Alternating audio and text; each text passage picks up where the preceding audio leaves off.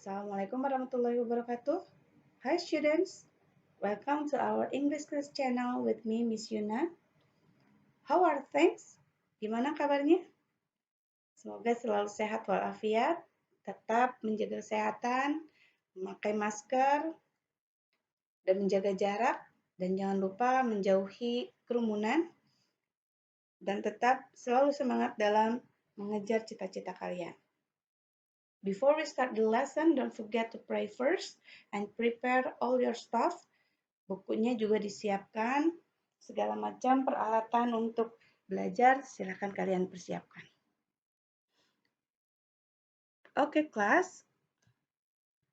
Untuk pertemuan kali ini kita masih dalam kompetensi dasar 3.7 dan 4.7. 3.7 yaitu membandingkan fungsi sosial, struktur teks, dan unsur kebahasaan beberapa teks naratif lisan dan tulis dengan memberi dan meminta informasi terkait fairy tales, pendek dan sederhana sesuai dengan konteks penggunaannya. 4.7 menangkap makna secara kontekstual terkait fungsi sosial, struktur teks, dan unsur kebahasaan teks naratif, lisan dan tulis, sangat pendek dan sederhana terkait fairy tales.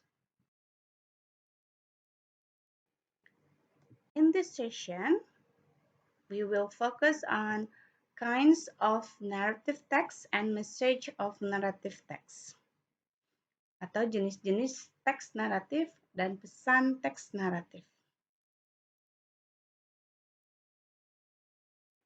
Yang pertama ada folklore atau folktale, cerita rakyat. Folklore atau folktale atau di Indonesia sering disebut dongeng adalah adat istiadat tradisional dan cerita rakyat yang diwariskan secara turun-temurun tapi tidak dibukukan. Contohnya Ande-Ande Lumut. Nah, cerita-cerita rakyat yang biasanya ada di daerah-daerah. Lalu ada personal experience atau pengalaman pribadi, adalah cerita yang menceritakan pengalaman pribadi dan biasanya diceritakan melalui sudut pandang orang pertama. Atau contohnya ada women's rights. Itu diceritakan biasanya dalam ceritanya itu sudut pandangnya orang pertama atau aku. Karena ini termasuk pengalaman pribadi. Jadi pengalaman pribadi si penulisnya. Lalu yang ketiga ada fairy tale atau kisah peri-peri, kisah-kisah yang simpel tentang makhluk-makhluk magis seperti peri, naga, penyihir, dan putri atau raksasa dan lainnya. Contohnya ada Thumbelina, ada Rapunzel, ada Cinderella, itu fairy tale. Biasanya cewek-cewek suka sekali fairy tale ya. Lalu ada fable atau cerita hewan. Fable adalah cerita yang menceritakan kehidupan hewan yang berperilaku menyerupai manusia. Jadi ceritanya itu seperti hewan tapi dalam kehidupan seperti manusia pada umumnya. Fable, cerita fiksi atau khayalan belaka. Karena tidak mungkin misalnya belalang bisa bernyanyi. Nah, kadangkala fabel memasukkan karakter minoritas berupa manusia. Cerita fabel juga sering disebut cerita moral karena mengandung pesan yang berkaitan dengan moral. Contohnya The Ant and the Dove, semut dan merpati. Yang kelima yaitu legend atau legenda. Adalah cerita rakyat zaman dulu yang berkaitan dengan peristiwa atau asal-usul terjadinya suatu tempat seperti yang kemarin Miss ceritakan yaitu Sangkuriang. Ada juga legenda-legenda yang lain karena di Indonesia ini sangat banyak legenda. Setiap asal-usul terjadinya suatu tempat pasti ada legendanya, biasanya seperti itu.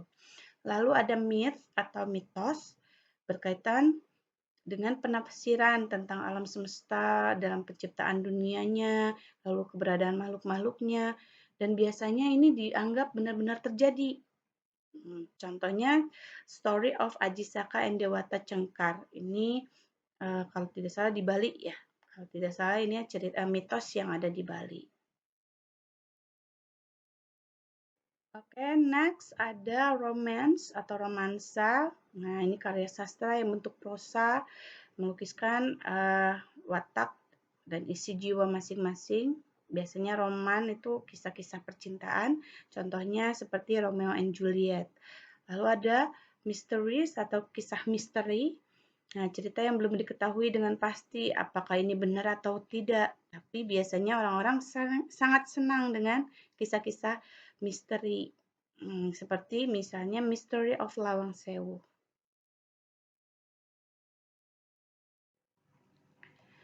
Yang selanjutnya ada science fiction atau fiksi sains. Ini membahas tentang pengaruh sains dan teknologi yang diimajinasikan. Jadi kita serasa ikut di dalamnya karena biasanya kalau science fiction itu terasa seperti cerita-cerita zaman sekarang juga. Contohnya seperti Conan dan masih banyak lagi. Yang selanjutnya ada horror story. Ini menceritakan kejadian-kejadian mistis dan biasanya sangat menyeramkan. Contohnya ya seperti kuntilanak dan lain sebagainya. Oke, yang 11 ada adventure stories atau cerita petualangan. Kisah-kisah petualangan seperti Tintin, Sinbad, lalu Alibaba and the 40 Thieves juga termasuk dalam adventure stories. Lalu ada historical narratives atau cerita sejarah. Teks yang di dalamnya menjelaskan atau menceritakan fakta atau kejadian masa lalu yang menjadi asal-muasal sesuatu yang memiliki nilai sejarah. Nah, biasanya ini seperti mengisahkan kronologi, misalnya dulu penangkapan di Ponorogo itu ada apa namanya historical narrative-nya atau cerita sejarahnya. Contohnya di Ponorogo Wars itu termasuk dalam cerita sejarah.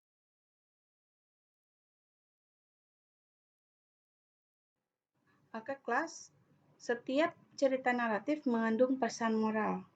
Pesan moral tersebut tersirat di dalam cerita yang disampaikan oleh penulis. Biasanya kalau cerita naratif itu penulisnya pasti ingin menyelipkan pesan-pesan yang bisa diambil oleh pembacanya. Jadi untuk mengetahui pesan moral dalam sebuah cerita, kita harus membacanya berulang-ulang. Lalu dengan membaca berulang-ulang, kita akan tahu jalan ceritanya dan karakter tokoh-tokoh di dalamnya. Jadi kita akan bisa mengetahui mana yang protagonis, mana yang antagonis, apa plotnya atau ceritanya seperti apa, dan kita bisa menangkap mana sisi baik dan sisi buruk dari cerita. Setelah selesai membaca dari depan sampai belakang, waktunya kita menarik kesimpulan. Dari kesimpulan ini, kita akan tahu pesan moral dari cerita. Jadi pesan moral dari sebuah cerita biasanya mempunyai ciri-ciri sebagai berikut. Yang pertama, pesan moral selalu baik. Jadi pesan moral itu pasti diambil baiknya. Tidak mungkin diambil buruknya. Jadi kalaupun itu pesan moralnya buruk, tapi kita akan mengambil sesuatu yang tidak patut dicontoh dari cerita tersebut. Jadi selalu ada pesan moral yang baik dalam suatu cerita. Penulis selalu menawarkan hal baik untuk dicontoh oleh pembacanya. Bisa dilihat pada akhir cerita biasanya. Lalu bisa dilihat dari sifat tokoh utamanya. Tokoh utamanya biasanya protagonis ya, ada juga mungkin yang tokoh utamanya antagonis. Tapi kebanyakan dari cerita naratif itu tokoh utamanya bersifat protagonis atau baik. Oke kelas, untuk tugas minggu ini kalian ada tugas tertulis dan ada tugas praktek. Untuk tugas tertulis kalian, lihat di dalam layar, find a story you like, silakan kalian cari cerita yang kalian suka, boleh kalian googling. Yang kalian harus lakukan adalah make a synopsis atau membuat sinopsisnya. Sinopsis seperti apa? Kalian boleh cari googling apa itu synopsis of the story atau rangkuman seperti rangkuman dari ceritanya, and write the message you can get from the story, dan juga tulis pesan yang bisa kalian dapat dari cerita yang kalian pilih. Tulis di dalam buku porto kalian dan upload ke Google Classroom. paling lambat 3 hari dari tugas diberikan.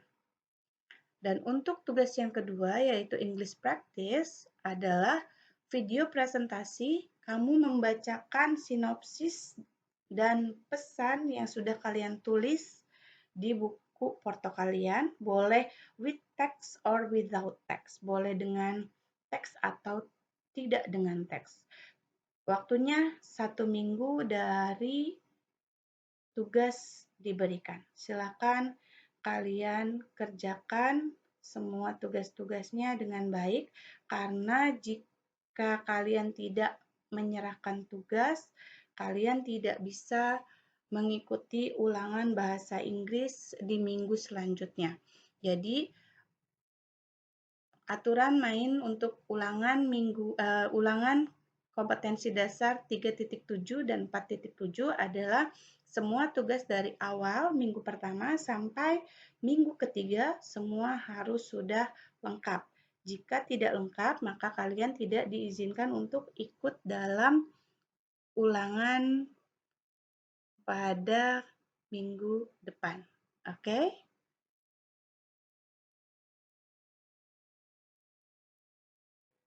Ya, jangan lupa kalian cek selalu Google Classroom kalian, daftar tugasnya, apakah tugas bahasa Inggris kalian sudah semua masuk ke Google Classroom dan sudah dinilai. Jika belum, silakan kalian serahkan segera agar bisa dinilai dan kalian bisa mengikuti ulangan di minggu selanjutnya. Okay, class, this is the end of our session today and thank you for watching. See you. Bye-bye.